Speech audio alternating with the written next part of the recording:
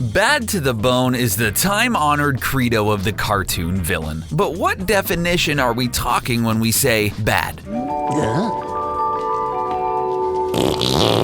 If your purpose is to defeat the most cunning hero, you'd better have a sick cabal. Sometimes ridiculous plans can best top echelon saviors, a true left field approach. But just make sure that your army can shoot straight, or unless you were already planning on redecorating the hangar at Mos Eisley with blaster holes instead of letting the Millennium Falcon escape. And if you liked this video, don't forget to subscribe to CBR and join the notification squad to stay up to date with all of our latest videos. Whoa, whoa, whoa, whoa. What was that? She hit that.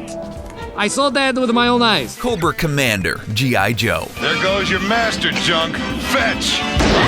In the episode Rocket's Red Glare, Cobra really commits to one of their most outlandish plots, but I bet you didn't think that this would entail hairnets. The hooded chrome face spearheads a tremendously complicated and half-baked plan of hiding missiles in the logos of a restaurant chain that the terrorist group had to build from the ground up. Even the dumbest person on the planet knows that in starting a franchise, it takes 24/7 dedication, usually decades of marketing and slow successes until winning the palate of loyal customers. All of this sweat and man-hours just to hide a missile in the rooftop signage atop every Red Rocket restaurant. What if the health inspector comes a-callin' and notices the tanks of rocket fuel next to the pickles in the walk-in cooler? I'm sure that there'd be a big X on their notebook. If Cobra Commander went to these lengths, he could have just offered coupons to G.I. Joe and killed them slowly with high cholesterol. Look, you can mess with my mind, you crazy quack, but nobody messes with my pooch! Honest John and Gideon, Pinocchio. A real boy!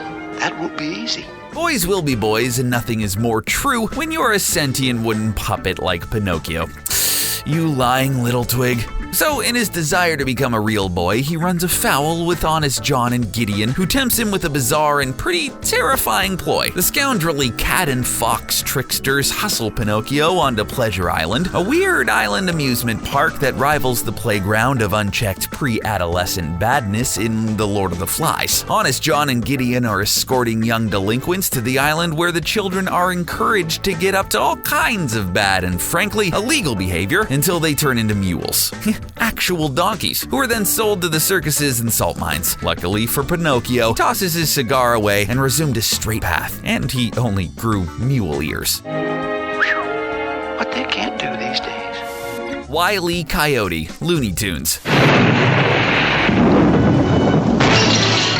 He's the clown prince of cartoon masochism, flying headlong week after week toward his singular goal, that tasty Roadrunner. Despite Wile's feral exterior, this desert dog appears to have cultivated tendencies, especially his table manners, but he's strangely, stupid. He buys a staggering amount of Acme Corporation products, ranging from dynamite, rockets, earthquake pills, all in the effort to nab that pesky bird. Seriously though, how can a coyote afford a rocket? Needless to say, all of these expensive ploys inevitably blow up in his face. In the 1958 Looney Tunes episode, Whoa, Be Gone, Wile Coyote mounts the before-mentioned rocket and is in hot pursuit of the Roadrunner, but he doesn't mind the gap and faceplants with a tunnel arch. The rocket and Roadrunner race away towards the tunnel and the coyote is flattened by an Acme delivery truck.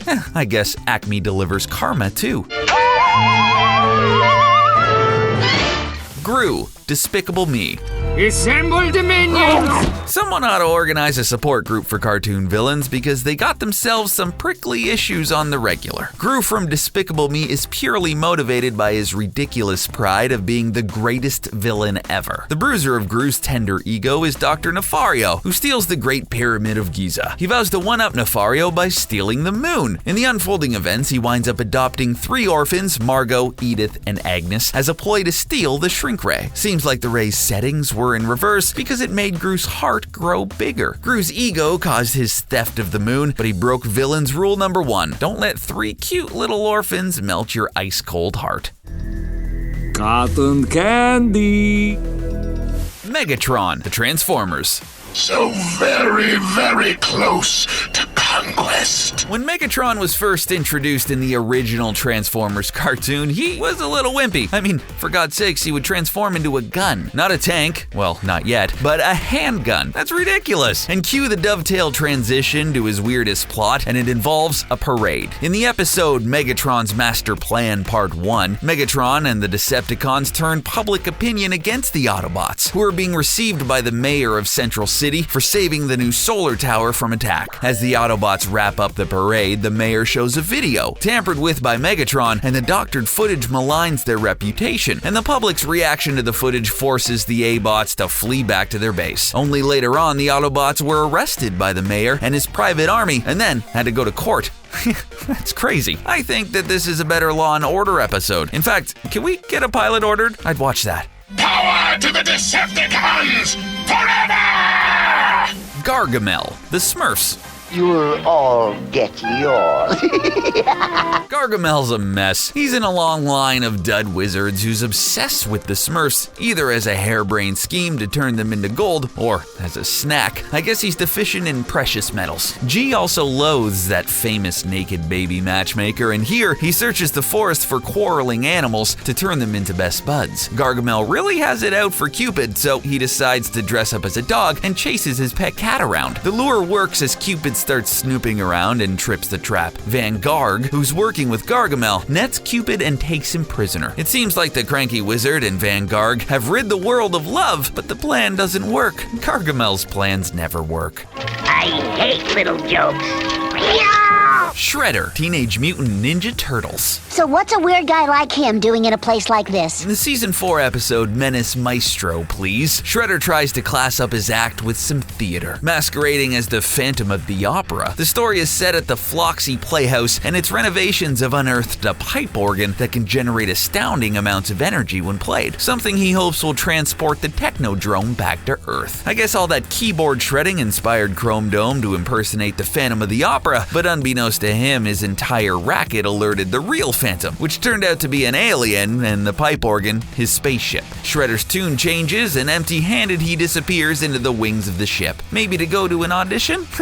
What a dumb episode. Think again, dudes.